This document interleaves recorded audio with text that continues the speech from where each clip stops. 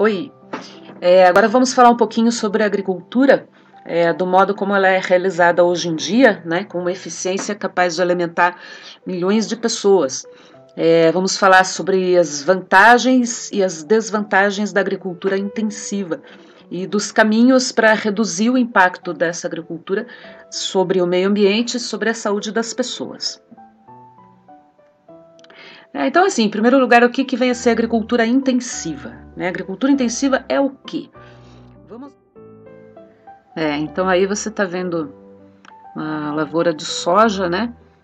Gigantesca, como tem lá no Mato Grosso, né? São quilômetros e quilômetros e quilômetros de plantação de soja, né? A colheita é mecanizada, né? Como você pode ver, o uso de máquinas pesadas, poucas pessoas, né? Precisa somente dos motoristas, né? Das colheitadeiras.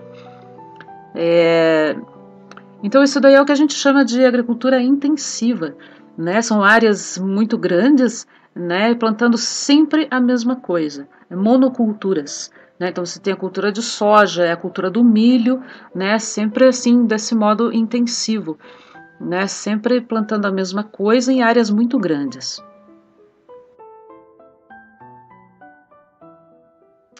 Então, assim, a agricultura intensiva é o método mais comum de cultivo do solo, principal fonte de alimentos em todo o mundo.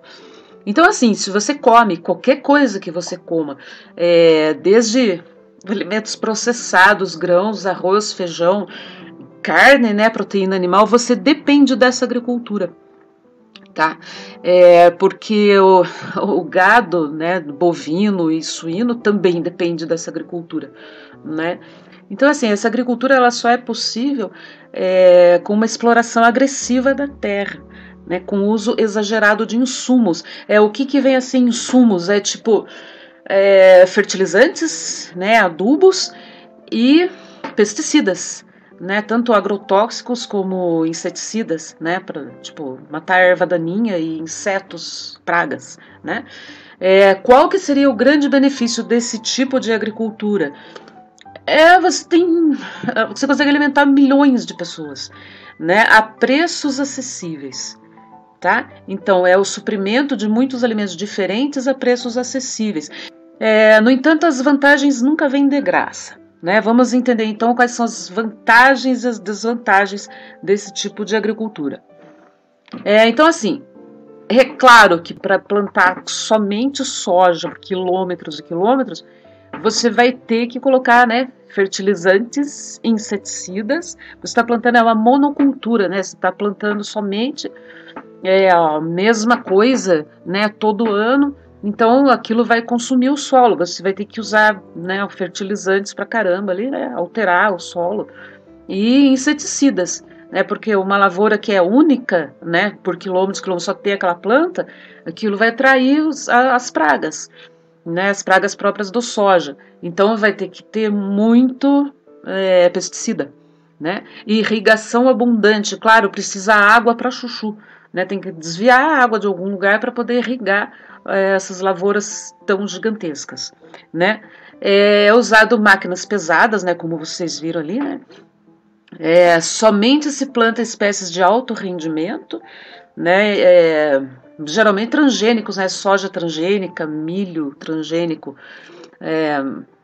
Não vou entrar nesse aspecto agora de dizer se o transgênico é bom ou ruim para a saúde. Na verdade, não há nada na ciência até esse momento, né, que a gente saiba, que vá dizer que o transgênico provoca câncer ou algo assim. Não tem isso. Até agora, acho que não houve nem tempo suficiente para se fazer esse tipo de pesquisa. Então, não vamos falar sobre transgênicos, tá bom?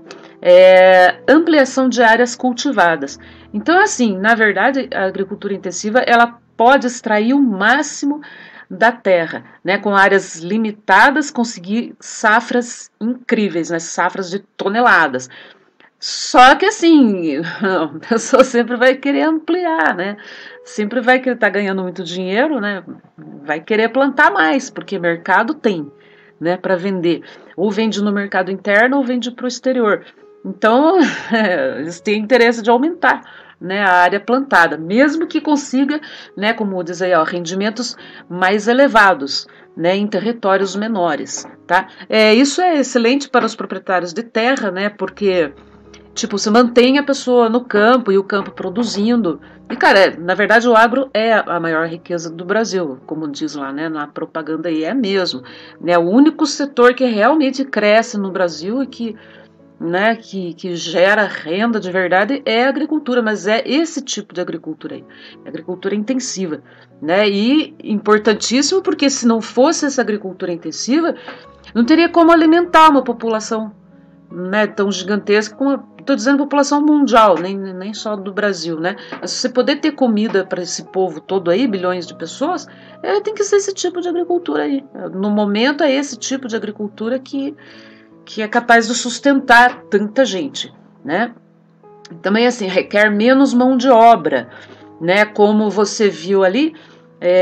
Não somente porque as pragas e ervas daninhas são controladas quimicamente, né, através de pesticidas, quer dizer, tipo, você não precisa colocar uma pessoa lá no meio para, né, para poder estar limpando as ervas daninhas, né, rastreando aquilo, não precisa, você usa químico mesmo, né, às vezes esse produto químico é lançado de avião ou de drone, né, um drone lá, o drone solta o agrotóxico, né, por cima da lavoura. E assim, e a colheita é mecanizada. Como você vê aquela máquina gigantesca ali, elas colhem tudo com uma pessoa só, né, dirigindo a máquina ali, e isso, né, economiza mão de obra para chuchu. Quais seriam as desvantagens? A primeira grande desvantagem é o desmatamento, né? A agricultura e a pecuária intensivas, né? Pecuária também intensiva. Responsável por 80% do desmatamento global. Então se desmata mesmo, ou para plantar, né, para fazer lavoura, ou para o pasto, né, para o gado. É aquela coisa do passar a boiada, né? Então assim,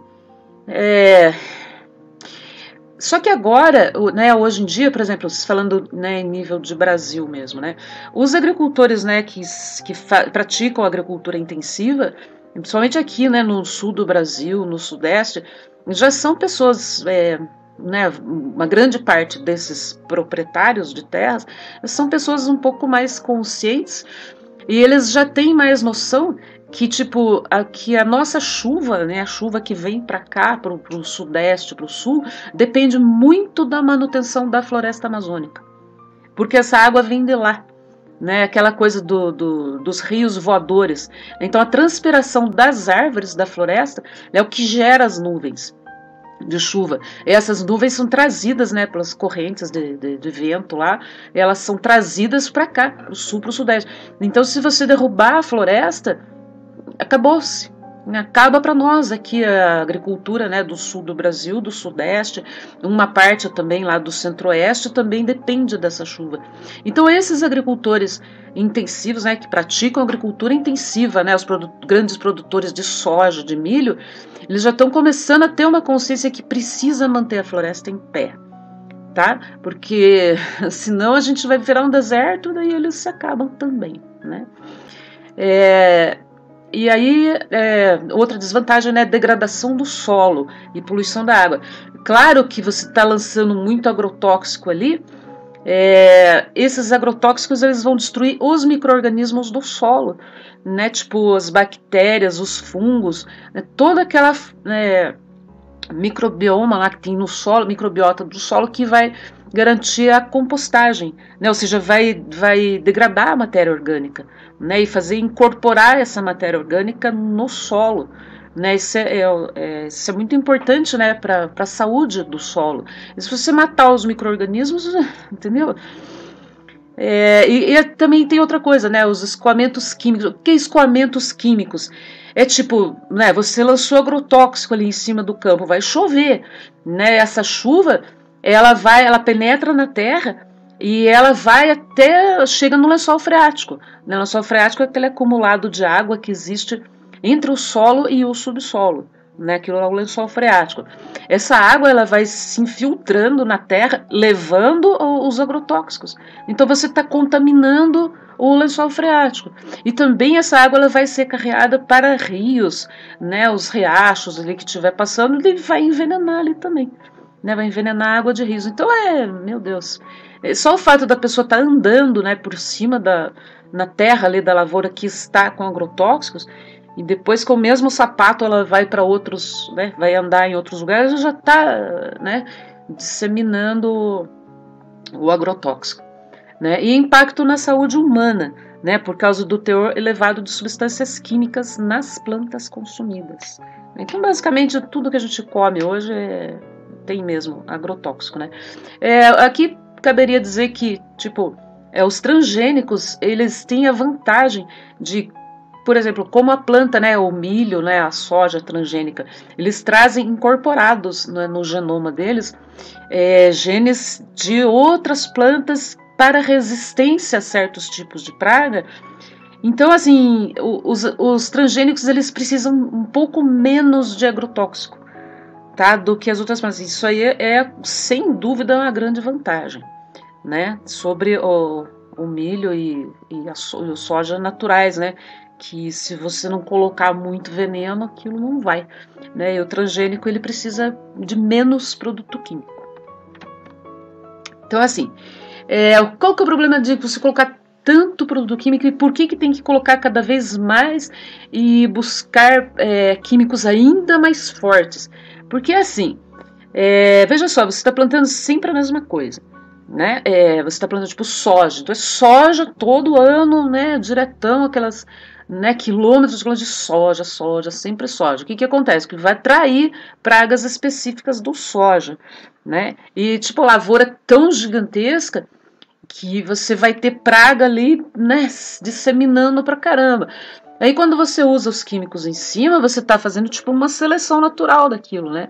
A praga que sobrevive ali, ela é uma praga tipo mais ninja, entendeu? Uma praga mais forte.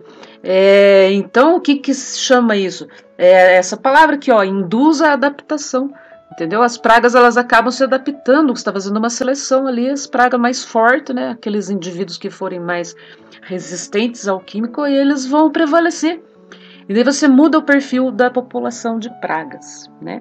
E aí o que acontece? Você vai precisar de venenos ainda mais fortes, tá? Então assim, grandes e frequentes aplicações de veneno, né, tornam-se menos eficazes ou ineficazes, ou não fazem diferença nenhuma, porque agora você tem uma população de pragas ninja que você mesmo criou, né? E o grande problema desses venenos também não é somente na saúde humana ou, né, contaminar a água, afeta os insetos polinizadores, tá? Tipo, né, as abelhas, vespinhas, essas coisas que polinizam flores. E aí o que acontece? Não é só a plantação de soja e milho que existe, né? Você tem aqui abóbora, frutíferas, né? Maracujá, melancia, melão, goiaba, todas essas coisas que você está vendo aqui, abacate, pêssego, todos esses tipos de cultivares necessitam de insetos polinizadores. Se você plantar maracujá, e o seu maracujá tá bonitão lá, e deu flores lindas, você fala, oba, vou colher maracujá, e não colhe nenhum maracujá. As flores secam, você não colhe nada. Por quê? Porque não teve polinizador, né? Não teve a abelha lá para polinizar o maracujá para você. Então, aí, entendeu? As pessoas que vivem, né, de cultivar essas coisas, né, vão se ferrar, porque não vai ter os insetos. E os insetos, então, os insetos do bem lá, né, os polinizadores, eles morrem por causa disso, por causa dos venenos, né? A agricultura intensiva está matando as abelhas, na verdade, tá? Isso já tem estudos aí bem consolidados sobre isso, tá? Então isso daqui, né, eu acabei de falar, monocultura. E que é monocultura? O cara só planta soja, milho, né, grandes extensões e todo ano a mesma coisa. Então provoca grande concentração de pragas, daquelas pragas específicas, tá? Então daí, ó, uso extremo de produtos químicos, né, e não adianta, porque você vai estar selecionando as pragas, né, e daí você vai querer químicos mais fortes ainda. Então aí é um ciclo vicioso que isso é muito complicado.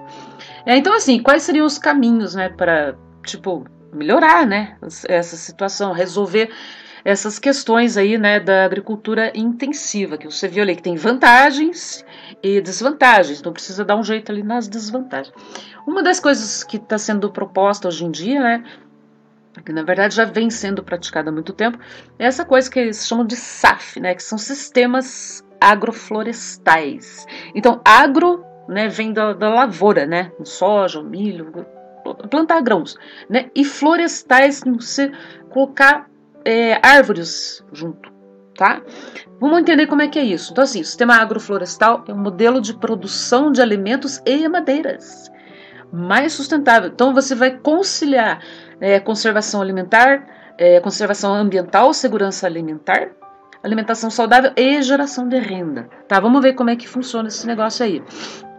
Então, assim, é uma forma aqui, ó. É uma forma de uso da terra que combina a produção de culturas agrícolas ou animais, né, pasto também, tá? Com espécies florestais na mesma área. Olha que legal isso. Então veja só, logo de cara, assim, né? Antes de você até entender o que é, você já percebeu que agora não vai ser mais soja, milho, né? Você vai colocar outras coisas juntos, você vai começar a variar um pouquinho, né? Não vai ser uma monocultura mais, tá? Então olha só, por exemplo, isso aqui é um exemplo, né, do SAF. Aqui eles estão plantando aqui, né, tipo palmeiras, né, de coquinhos variados, né. Aqui você coloca ali, ó, um pouco de mandioca, aqui você tem café, entendeu? E você coloca corredores aqui no meio, entendeu? Então, tipo, no mesmo terreno você tem coisas misturadas, né, espécies misturadas, você não está plantando uma coisa só, tá? Então, olha só, por exemplo, esse aqui seria um modelo, né, de sistema agroflorestal para a região da Amazônia mesmo, tá? Claro que isso tudo é pensado, entendeu? Não é assim, vou botar essa planta aqui, aquela outra ali, não. Isso tem um manejo, né, que eles chamam de manejo isso. Você tem que pensar como é que o negócio vai ser feito, porque tem que pensar em todas as necessidades que cada planta tem. Por exemplo, se a planta prefere sol, se ela gosta de mais seco, mais úmido, ou se ela gosta mais de sombra, né, que tipo de nutrientes ela precisa do solo, para você poder combinar ela com outras plantas que não vão, né, abafar ela, né, elas precisam crescer bem juntas, tá? Então, tipo, os agrônomos, né, engenheiros agrônomos, eles pensam nisso antes de propor para o agricultor um modelo desses. Né? Então, por exemplo, o que funcionaria no caso da Amazônia? Né, você colocar aqui, ó, bananeira junto com mandioca, tá? Então, aqui no desenho está mostrando todas as coisas aqui, ó, pupunha, né, o açaí que dá os coquinhos, tá? A pupunha também ela dá coquinhos, né? Copaíba, que é essa árvore aqui, ela dá o óleo, né, de copaíba. Então, são espécies amazônicas, né? Assim, a copaíba, a pupunha, andiroba, né? Andiroba é essa daqui. Andiroba também dá óleo de andiroba, né? Aquela semente que você faz vela, né? Para espantar inseto. Andiroba é uma árvore que espanta inseto, na verdade. Né? Então ela é muito boa você colocar ela no meio da lavoura, né? Dá para plantar inclusive café junto, né? Olha aqui, ó, o café.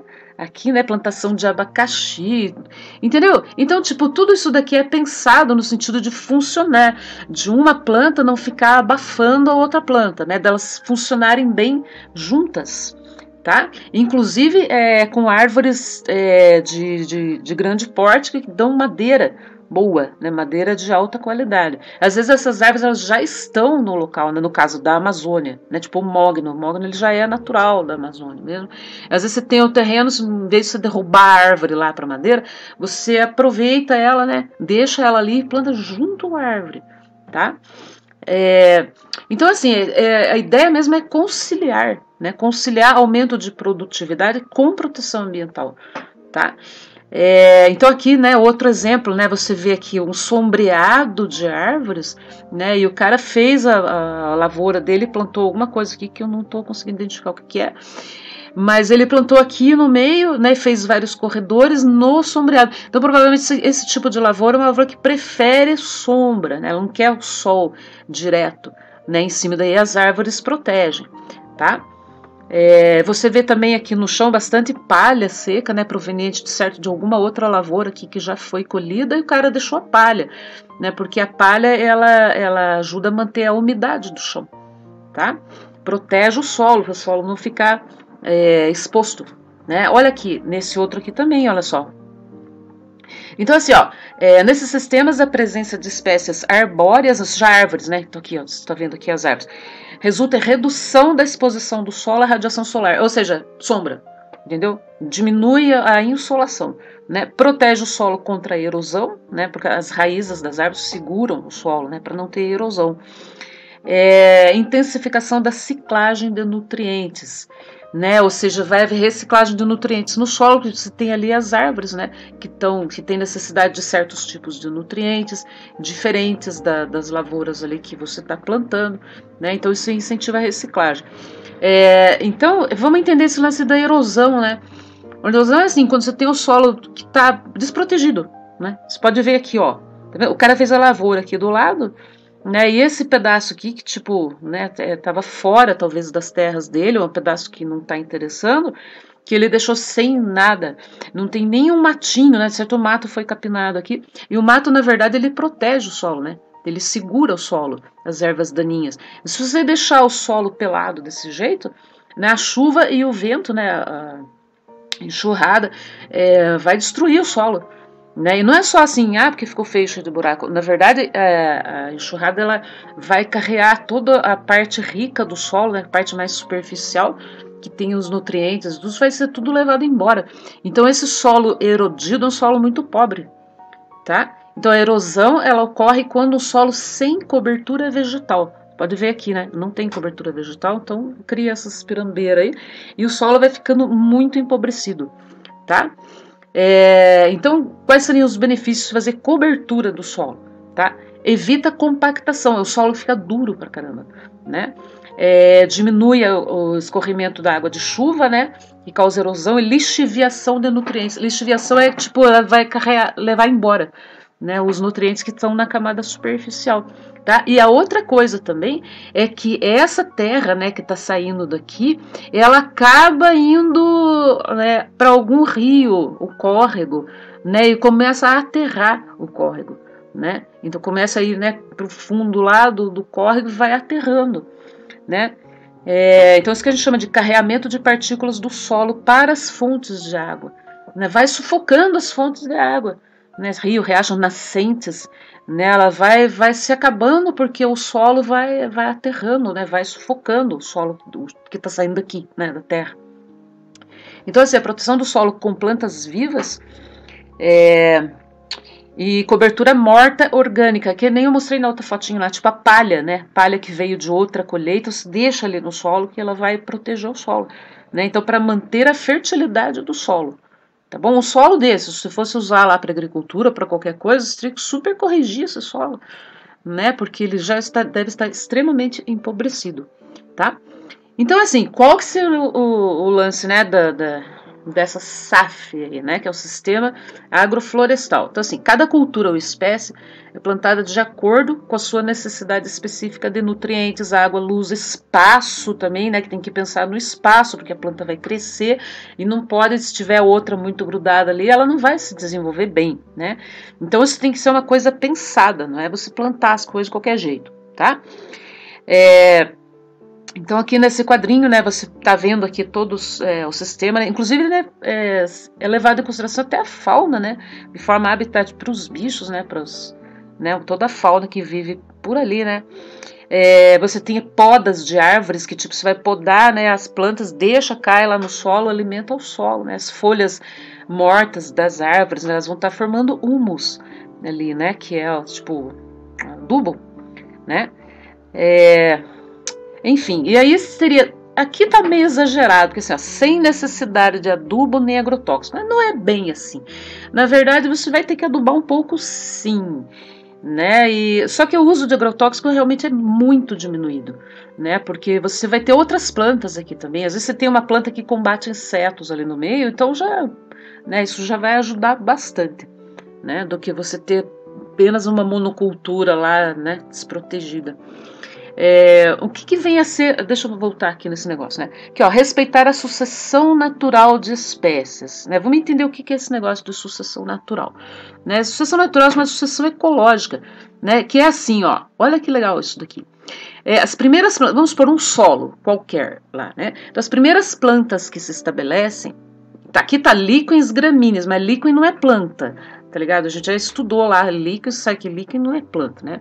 Que é a associação de algas com fungos, né? E as gramíneas, gramínea é planta, né? É tipo as ervinhas daninhas, né? Gramíneas, tá? São denominadas pioneiras. Porque assim, se você tiver o solo desprotegido, dali a pouco já tá nascendo ali umas ervinhas daninhas, né? Que são as pioneiras que aparecem. Por que elas são as primeiras que aparecem? Porque são as plantas menos exigentes, né? As plantas que são, né, pedreira mesmo, né?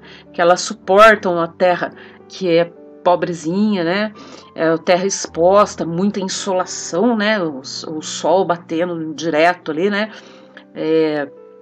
Pouca água. Então essas plantas elas, né, elas se estabelecem porque elas, né, aguentam. E só que elas daí elas vão segurando o solo, elas vão melhorando o solo, né? Daí em seguida, vem as plantas que são os arbustos, tá? Porque aí o que acontece? Já tem mais umidade no solo, né? Porque o matinho ali já está cobrindo o solo, então conseguiu segurar a umidade, conseguiu repor certos nutrientes no solo, então já está legal para os arbustos. Daí começa a crescer os arbustos, né? Que são as espécies de porte médio. Isso demora, né? Claro, bastante tempo, mas é por isso que fala de sucessão, então vão sendo sucedidos, né? Pelos arbustos, e até que chegam, né, as árvores grandes, né, começam a nascer as árvores grandes. Claro que eu tô dizendo que parece que tá brotando do nada, mas tipo, as sementes, né, que estão chegando ali pelo vento ou disseminadas por animais e tudo, né, os arbustos daí, as sementes que forem parar ali, elas vão se desenvolver, porque as plantas pioneiras, né, as ervas daninhas, elas já criaram condições para os arbustos desenvolverem. Tá? De repente você tinha sementes lá de plantas arbustivas no início que não se desenvolviam. As sementes, né, se acabavam, né, não germinavam por falta de condições. Aí quando teve né, o matinho lá protegendo e deixando tudo úmido, aí os arbustos conseguiram se desenvolver.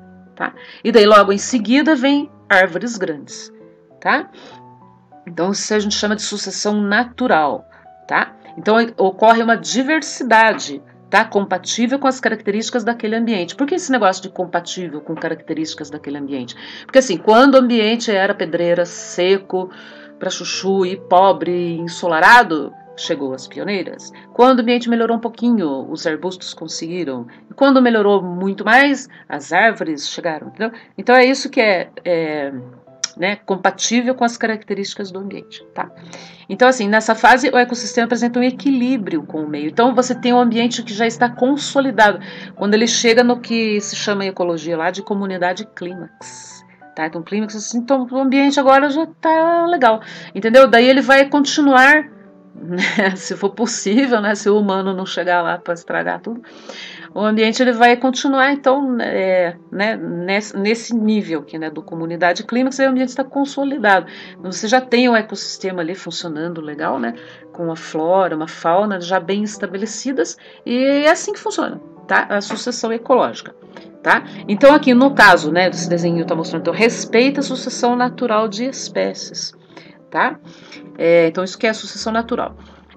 Então, aqui nesse gráficozinho dá para você entender bem. Então, olha só, aqui é a linha do tempo, tá? Então, assim, no começo você tinha as espécies pioneiras, que é as ervinhas, né? Aí depois foi se criando condições para você ter os arbustos, né? Que você tem fase intermediária. Na verdade, aqui os arbustos continuaram, né? Só, na verdade, as ervas daninhas que diminuem um pouco, né? Quando chega a comunidade clímax. Mas, tipo, ainda tem, né? Ervas daninhas ali, tá? Então, isso aqui é um exemplo de sucessão ecológica, tá? Aqui também está falando, é isso aí que eu já falei, né? Que essas gramíneas, né, toleram radiação solar, né, intensa, germinam em qualquer solo que tiver, né? Então, é isso aí. Aqui também, né, outro desenho aqui, né, outro modelo mostrando, né, como é que é essa sucessão ecológica, tá? Vamos entender um pouquinho agora a questão do ciclo do nitrogênio, tá? Que talvez você já tenha aprendido isso, mas não custa dar uma lembradinha, né?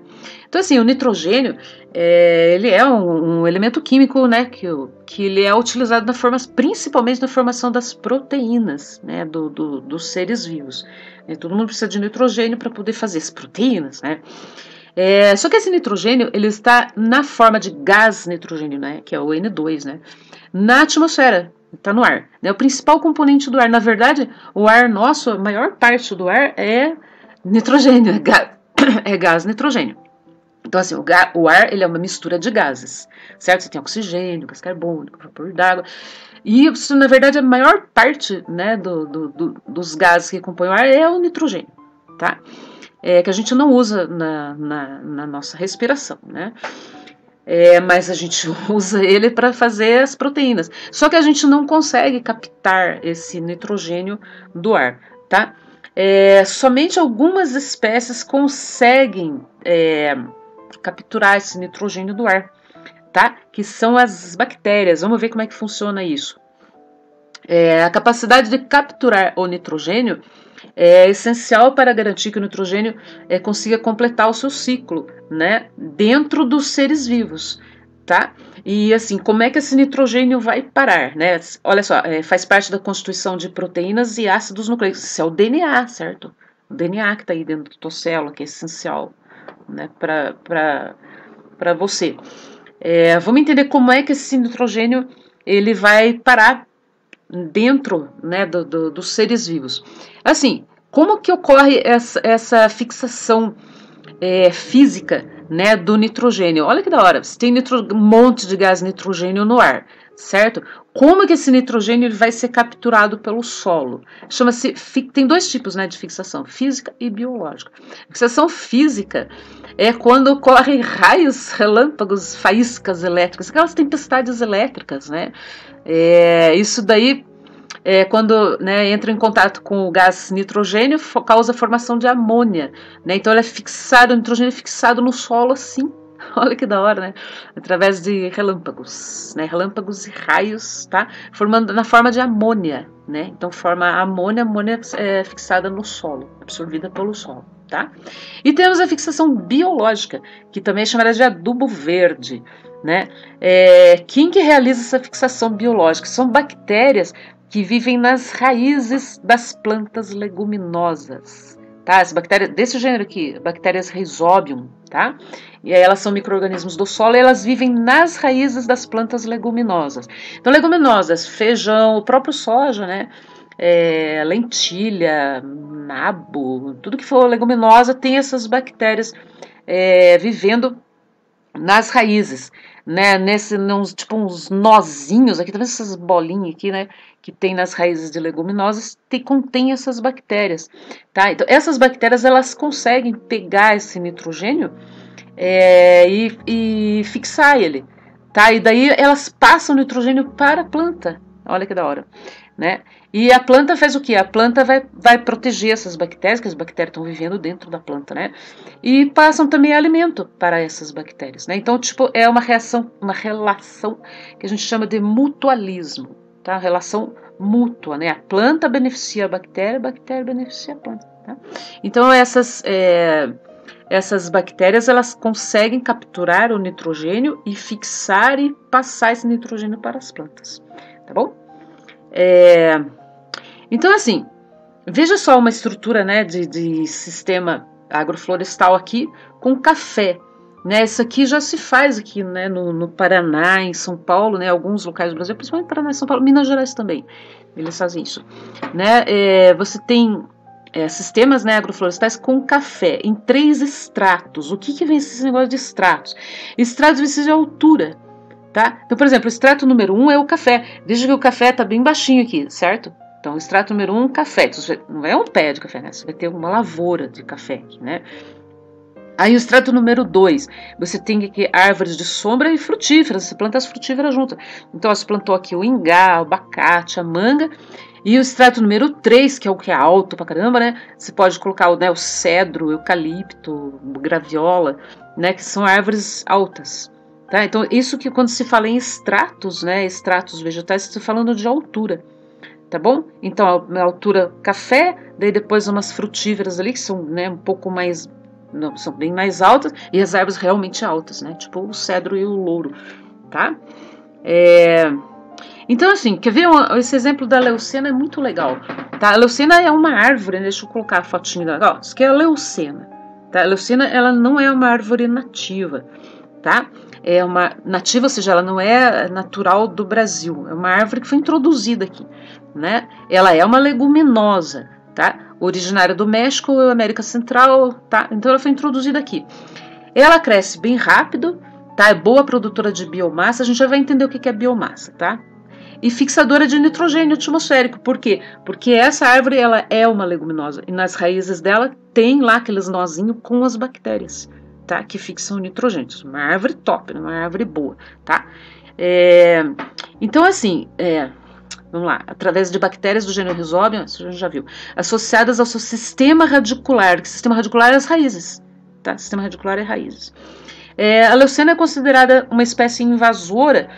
Na verdade, assim, as pessoas trouxeram, né? A leucena foi introduzida no Brasil por causa dessa vantagem dela, né? Da questão da biomassa, que a gente já vai ver o que é, e por causa dela ser uma leguminosa, tá? Só que assim, ela produz semente pra caramba, né? Essas sementes estão viáveis no solo por muitos anos. Sementes que duram muito e muita semente.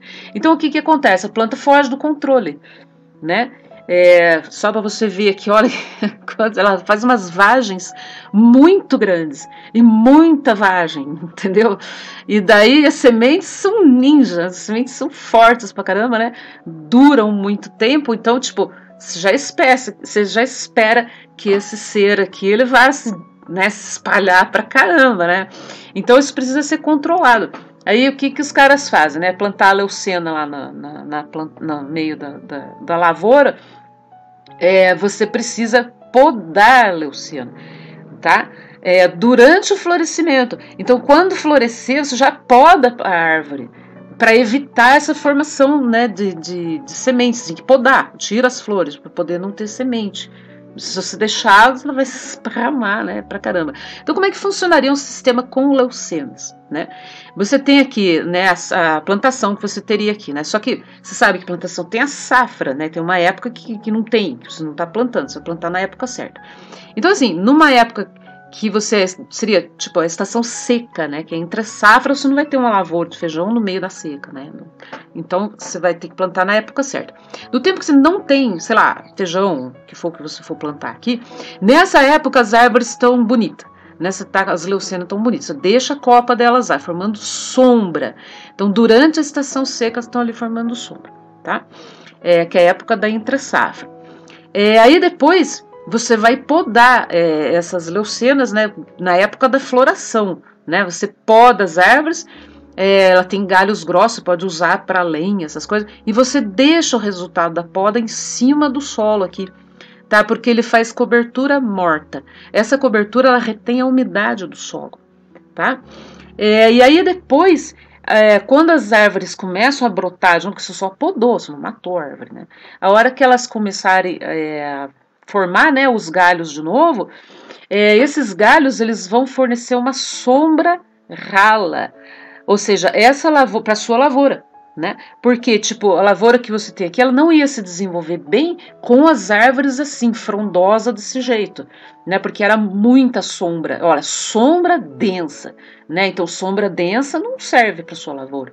Você quer um pouquinho de sombra só, certo? Então, bem na hora que essas árvores, né, já estão começando a brotar de novo e fazendo uma sombrazinha razoável, aí você põe a lavoura lá, entendeu? Aí você planta. Então, ali, ó, culturas anuais. O que é culturas anuais? É a cultura que você, tipo feijão, né? Você vai colher aquilo, né? E depois você vai plantar no outro ano, tá? Então, você vai combinar isso daí com a poda das árvores, tá? Então, assim, daí você consegue a luz ideal para suas plantas, que elas não gostam de insolação direta, sol, né? Mas também não querem coisa muito sombreada, certo? Você está dando o que a sua lavoura precisa, utilizando as árvores, certo?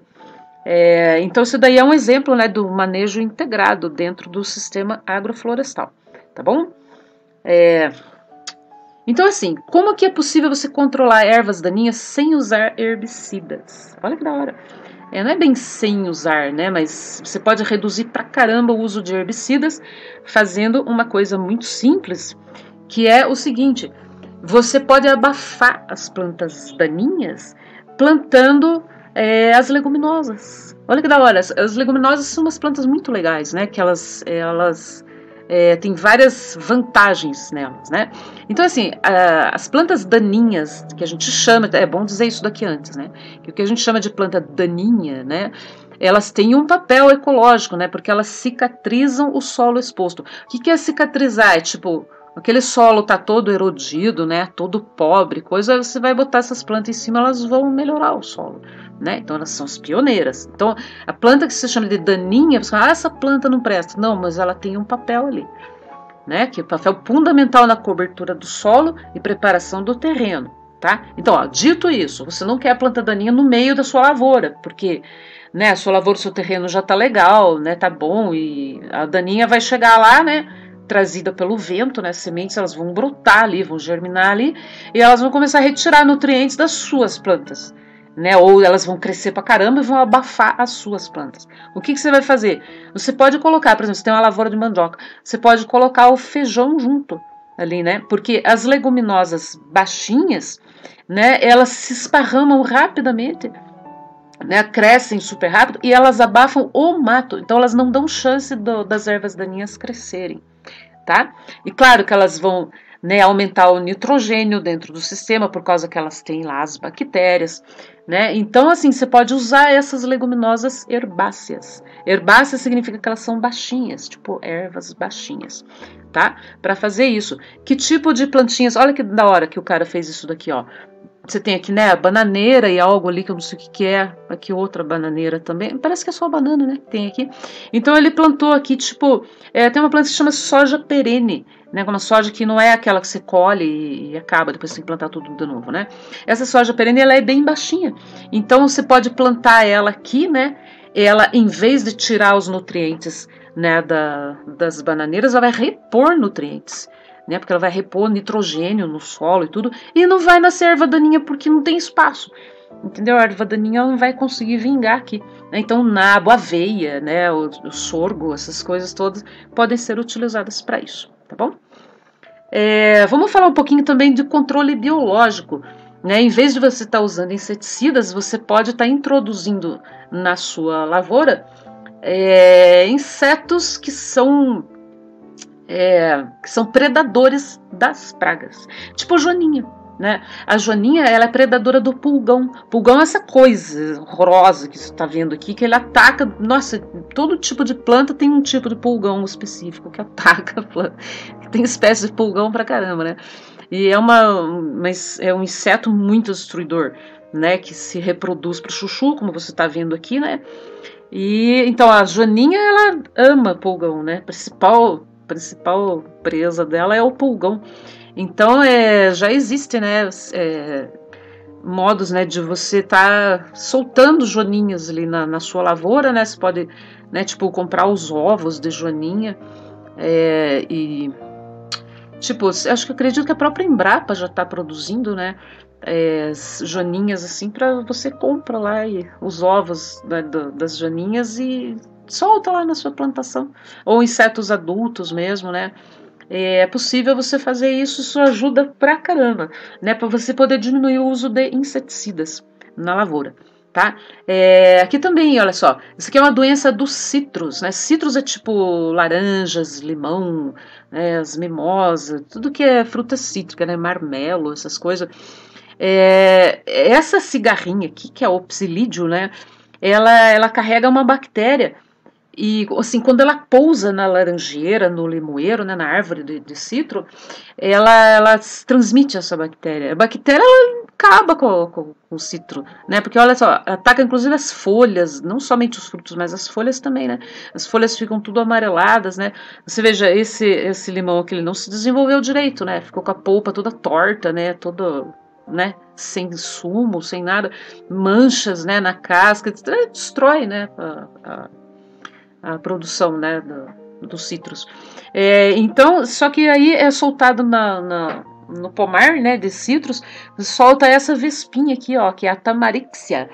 Uma vespinha muito pequenininha, na verdade ela é bem menor do que essa cigarrinha aqui, né, que é o psilídeo, é tipo uma cigarrinha, né. Essa vespinha é muito pequenininha. Só que o que ela faz ela vai botar os ovos sobre as larvas da cigarrinha.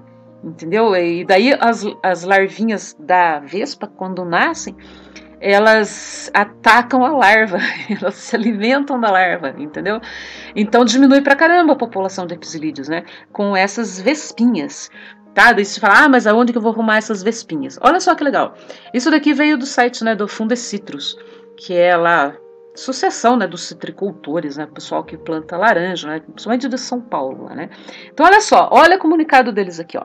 Fundecitrus, né, que é a associação deles, atinge produção de 3 milhões de vespinhas. Eles estão produzindo a vespa, criando a vespa. Então 3 milhões de vespa, tá?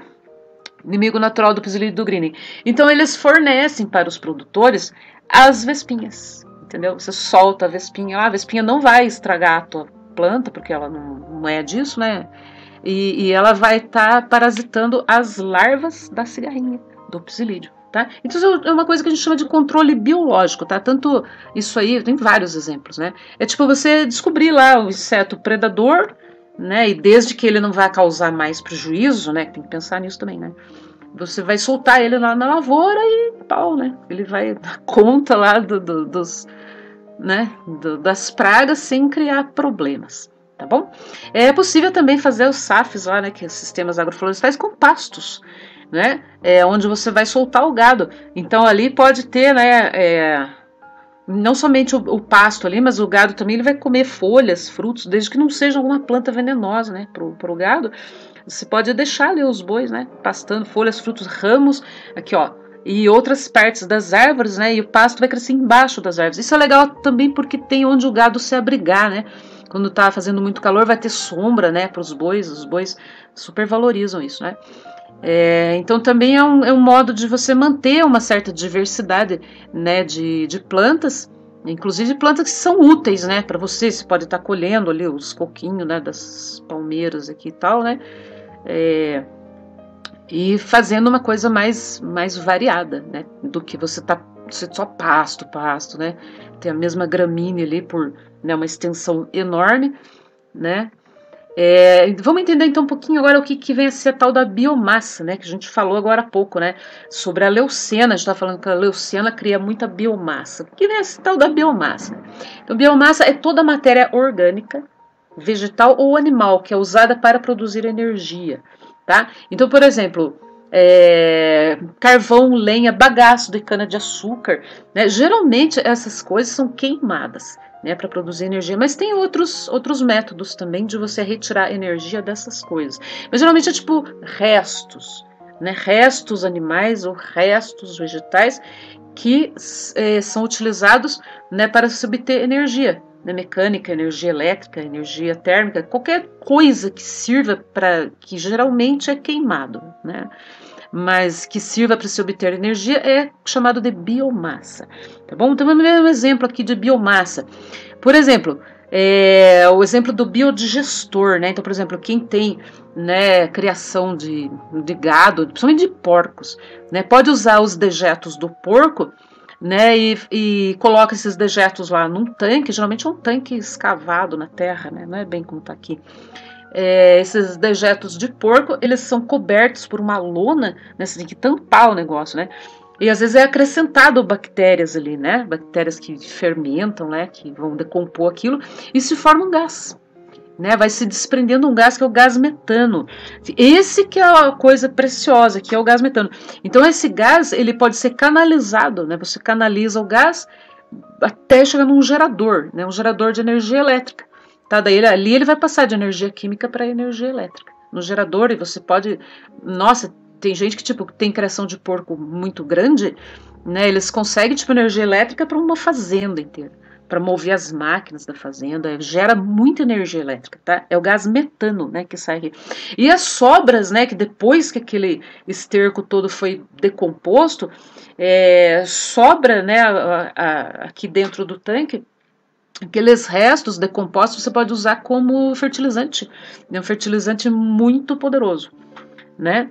O esterco, né, que sobrou aqui depois que ele foi digerido, né? Então tem ação de bactérias, né, aqui dentro desse tanque, solta o gás metano que você usa para gerar energia elétrica, né? E daí os restos você pode usar como fertilizante. Então é o modo de você utilizar, né, o esterco, dos animais da criação de um jeito assim fantástico, né, para você gerar energia. Então isso daí é biomassa mesmo, né? Beleza? Isso aí. Tchau.